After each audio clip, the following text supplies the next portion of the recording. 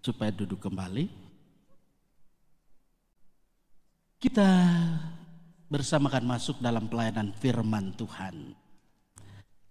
Terlebih dahulu mari kita berdoa.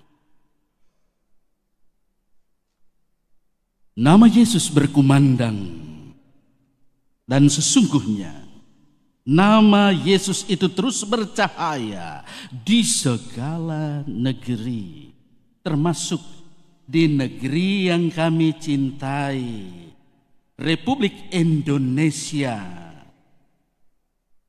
Kami percaya bahwa negeri yang kami cintai ini adalah karunia Tuhan. Itulah sebabnya kami bersyukur bahwa bulan Agustus adalah bulan penuh rahmat, khususnya kami bisa memperingati, mensyukuri kemerdekaan 75 tahun Tuhan menuntun kami merdeka. Terpujilah namamu. Saat ini pula kami bersama mau membaca, kami mau merenungi kebenaran firman Tuhan. Oleh karena itu kami mohon biar kiranya Roh Kudus menerangi hati dan pikiran kami, supaya firman Tuhan boleh kami mengerti dan boleh kami aplikasikan di sepanjang perjalanan kehidupan kami. Amin. Mari saja kita membuka bagian firman Tuhan. Pada saat ini ada dua bagian. Yang pertama dalam kitab Injil Matius pasal 15 ayat 21 hingga ayat yang ke-28.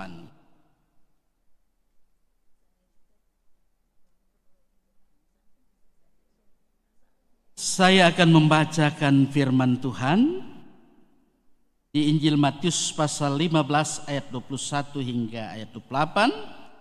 Kemudian di Galatia pasal 5 ayat 13 hingga ayat 15. Terlebih dahulu mari kita arahkan seluruh perhatian kita kepada firman Tuhan di perikop Matius 15 ayat 21 hingga 28 berkata, perempuan Kanaan yang percaya. Lalu Yesus pergi dari situ dan menyingkir ke daerah Tirus dan Sidon. Maka datanglah seorang perempuan Kanaan dari daerah itu dan berseru, kasihanilah aku ya Tuhan, anak Daud, karena anakku perempuan kerasukan setan dan sangat menderita. Tetapi Yesus sama sekali tidak menjawabnya. Lalu murid-muridnya datang dan meminta kepadanya, suruhlah ia pergi. Ia mengikuti kita dengan berteriak-teriak. Jawab Yesus, aku diutus hanya kepada domba-domba yang hilang dari umat Israel. Tetapi perempuan itu mendekat dan menyembah dia sambil berkata, Tuhan, tolonglah aku. Tetapi Yesus menjawab, tidak patut mengambil roti yang disediakan bagi anak-anak dan melemparkannya kepada anjing. Kata perempuan itu, benar Tuhan, namun anjing itu makan remah-remah yang jatuh dari meja tuannya. Maka Yesus menjawab dan berkata kepadanya, hai ibu, besar imanmu, maka jadilah kepadamu seperti yang kau kehendaki. Dan seketika itu juga anaknya sembuh. Itu bagian pertama firman Tuhan dari kitab Injil. Bagian kedua, Galatia pasal 5 ayat 13 hingga ayat 15.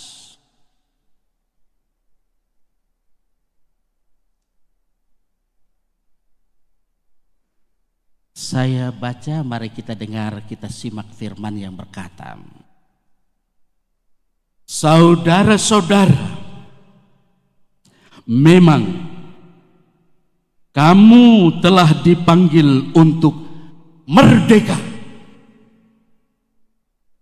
Tetapi janganlah kamu mempergunakan kemerdekaan itu sebagai kesempatan untuk kehidupan dalam dosa,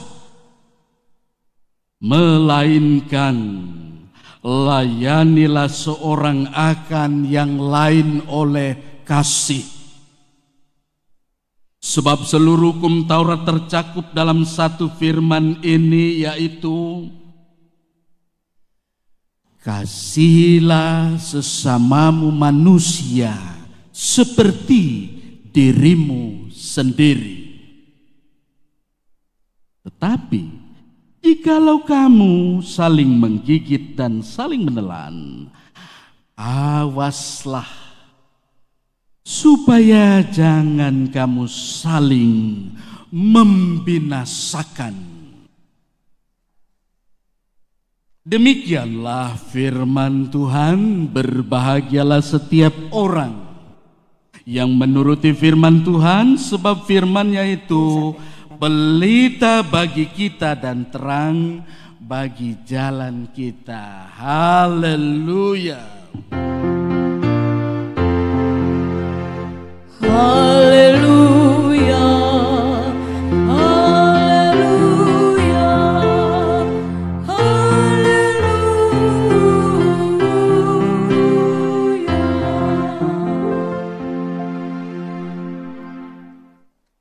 Bapak, Ibu, saudara-saudara, adik-adik atau anak-anak Tuhan yang sama dikasihi oleh Tuhan, saya mau menyapa kita di bagian ini, di bulan kemerdekaan ini, dengan pekik merdeka.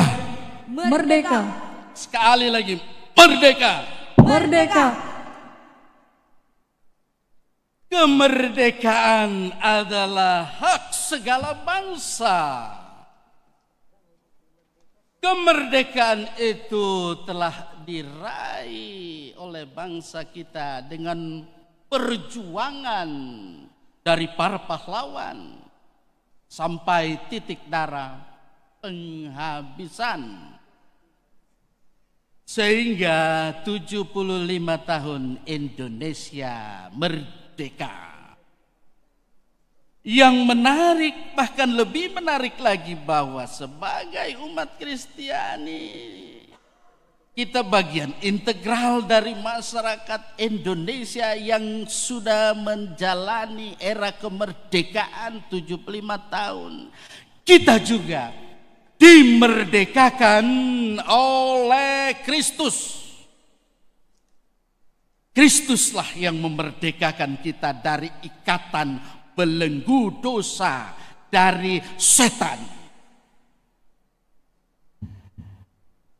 Karena itu pada bagian pemberitaan kabar baik pada saat ini, dari Injil Matius pasal 15 ayat 21 hingga ayat 28, dan juga pada bagian firman-Nya Galatia pasal 5 mulai ayat 13 dan seterusnya, itu adalah bagian yang berbicara tentang kemerdekaan, pembebasan. Mari kita lihat dari bagian firman Tuhan dalam Injil Matius 15 ayat 21 hingga ayat 28, paling kurang atau minimal di situ ada 3 hal yang kita bisa ambil hikmahnya. Yang pertama, perempuan Kanaan.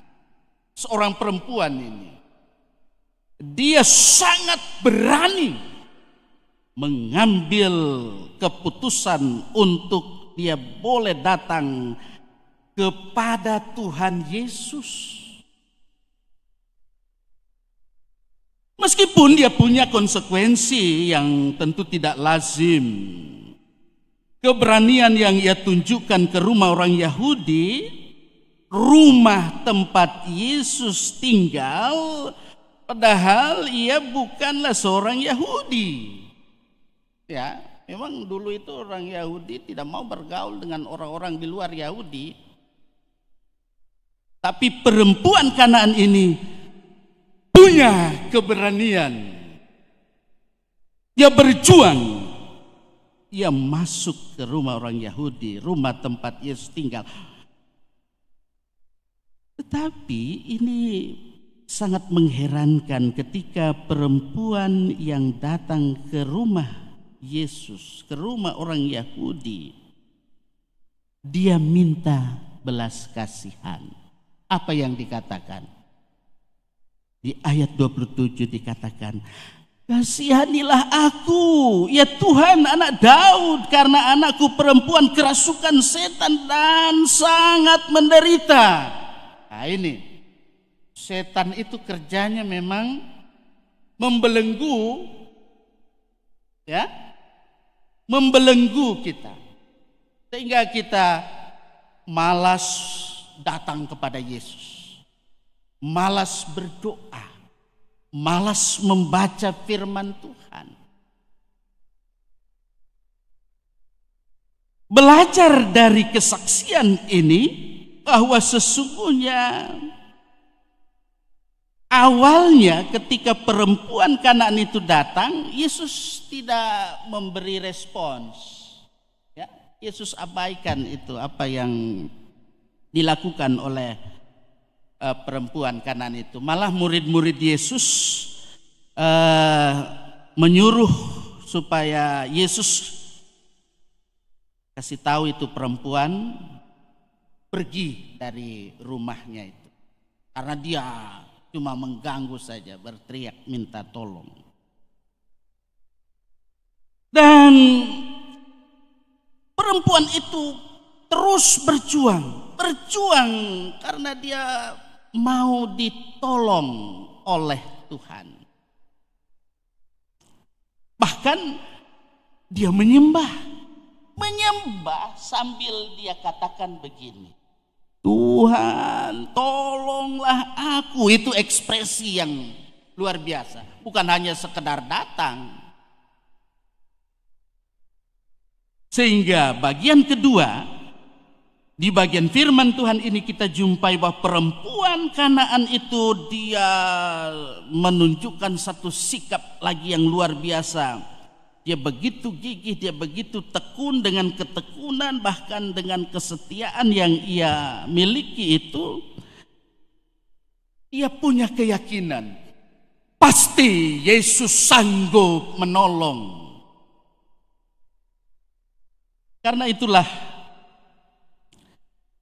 Yesus, meskipun perempuan Kanaan itu datang dengan ekspresinya yang luar biasa, tetapi ketika murid-murid juga melarang perempuan Kanaan itu datang masuk ke rumah orang Yahudi, Yesus hanya menjawab,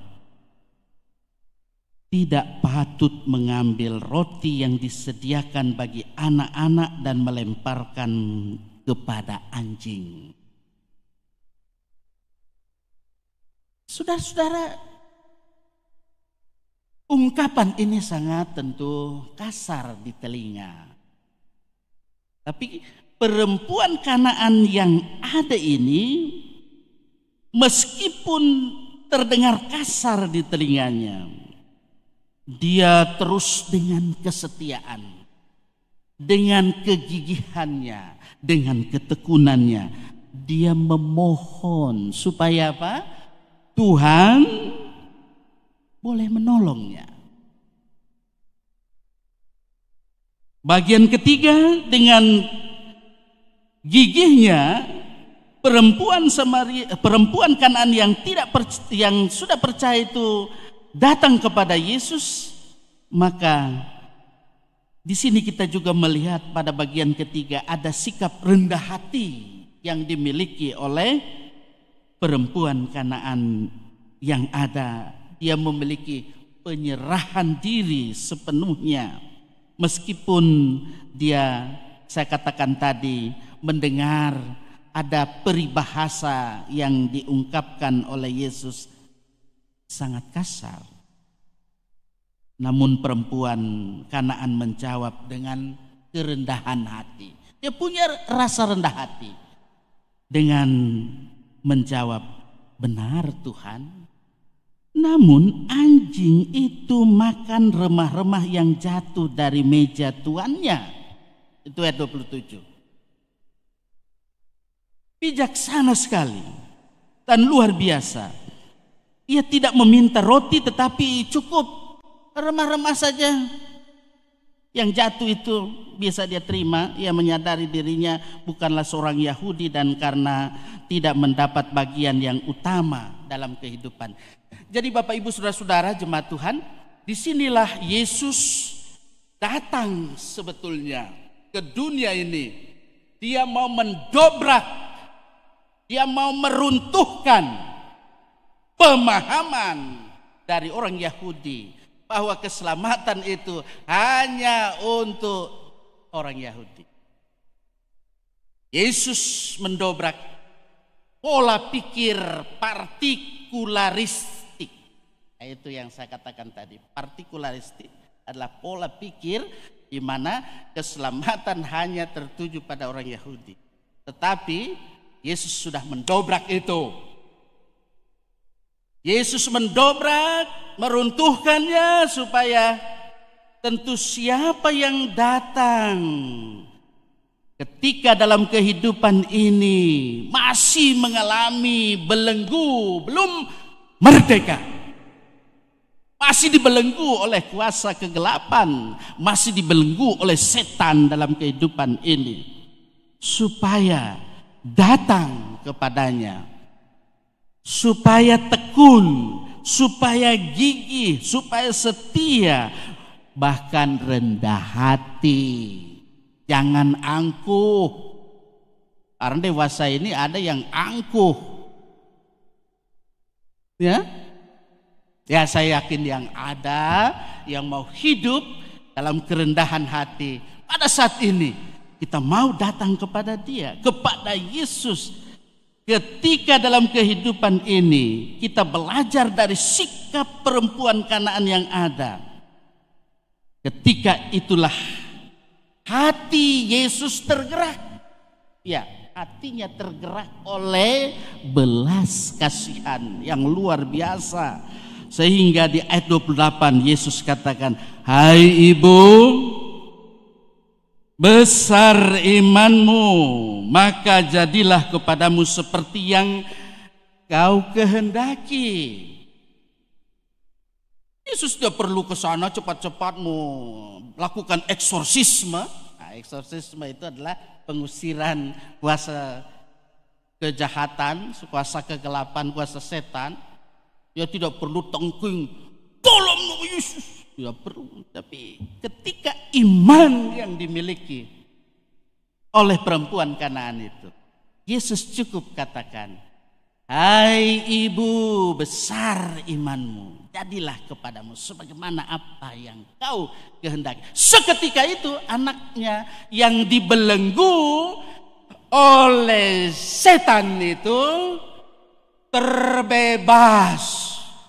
Sehingga ia dimerdekakan.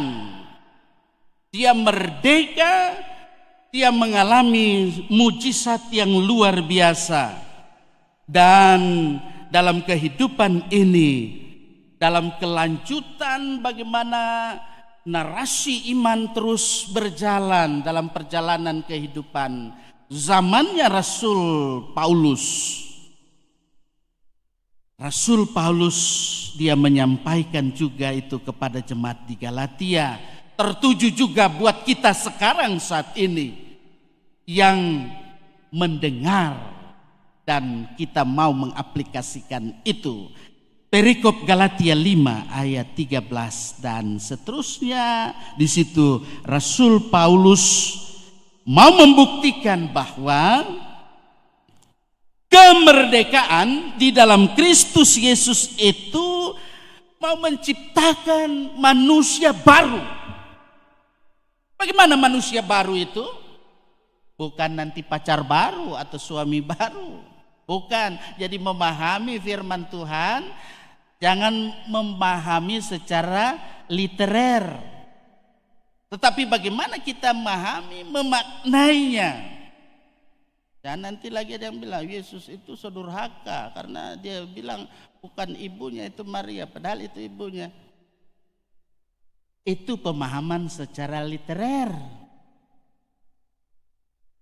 Ibu dari Yesus ada termasuk siapapun dia yang melakukan, yang mau beriman, penyerahan dirinya hanya kepada Tuhan. Itu. Nah, di YouTube itu beredar seperti itu juga. Mengaku pendeta. Jadi, padahal sekolah minggu lebih pintar. Tapi tidak usah, abaikan itu. Tapi mari kita di alam kemerdekaan ini, sebagaimana Rasul Paulus mengemukakan bahwa dalam kehidupan ini kita telah dipanggil untuk merdeka. Ya, jangan mempergunakan kemerdekaan sebagai kesempatan untuk kehidupan dalam dosa, melainkan layanilah seorang akan yang lain oleh kasih. Jemaat Tuhan yang dimerdekakan oleh Kristus, dan kita mengingat rayakan kemerdekaan Negara Kesatuan Republik Indonesia. 75 tahun Indonesia merdeka. Sebagai warga gereja, sebagai bagian integral dari bangsa yang sedang membangun di era digital ini, dan juga terlebih di era new normal, pandemi COVID-19 ini. Mari kita senantiasa tetap hidup melakukan apa yang diperkenan oleh Tuhan. Dan kita bersama-sama juga tetap memperlakukan protokol kesehatan. Kita percaya bahwa dalam kehidupan ini, ketika hingga kini warga gereja kita ketika setia kepada Tuhan, setia melakukan protokol kesehatan yang ada, kita tetap dalam proteksi Tuhan dan kita tetap bersama-sama membangun kehidupan dengan seluruh komponen yang ada dalam masyarakat, semua elemen yang ada untuk peningkatan kualitas sumber daya manusia dan juga untuk pembangunan di semua sektor yang ada lainnya. Sebagai umat yang telah menikmati kemerdekaan di dalam Kristus, kita wajib mewujudkan juga solidaritas kita, kepedulian terhadap sesama dan lingkungan di semua jenjang dan semua struktur masyarakat yang ada. Tugas panggilan kita sebagai orang percaya adalah meningkatkan harkat dan martabat kita sebagai manusia, memerangi penindasan, dan juga bersama-sama untuk melawan COVID-19 yang ada. Dirgahayu Negara Kesatuan Republik Indonesia 75 tahun, Tuhan memberkati kita semua. Merdeka! Merdeka! Amin.